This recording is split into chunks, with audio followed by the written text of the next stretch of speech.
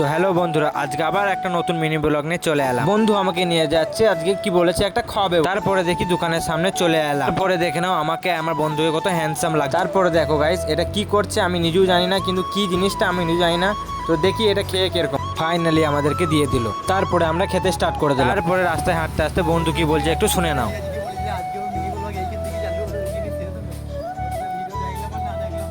হাঁটতে হাঁটতে আমরা রামপুরা পেট্রোল পাম্পের সামনে চলে এলাম। আজকে সানডে, তাই রাস্তায় কত ভিড় একটু দেখে নাও।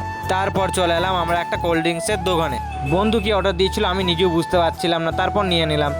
তারপরে আমরা খেতে স্টার্ট করে দিলাম। তারপর খেয়ে দেখছি ভালোই এটা। তারপর হাঁটতে হাঁটতে যাচ্ছে একটা ফোনের দোকানে। ফোনের দোকানে গিয়ে বন্ধু কাকাকে বলল ফোনের কভার দেখাতে। কাকার অনেক খোঁজাখুঁজি পর দুটো কভার দেখিয়ে দিল। তারপরে ফাইনালি বন্ধুর এই কভারটা পছন্দ হয়ে গেল বলে বন্ধু এই কভারটা নিয়ে নিল। ফোনের কভার নিয়ে নেওয়ার পর বন্ধুর মুখে একটু হাসিটা দেখে নাও কিরকম। তারপরে চা খেয়ে আজকের মিনি ব্লগটা এখানেই শেষ করলাম।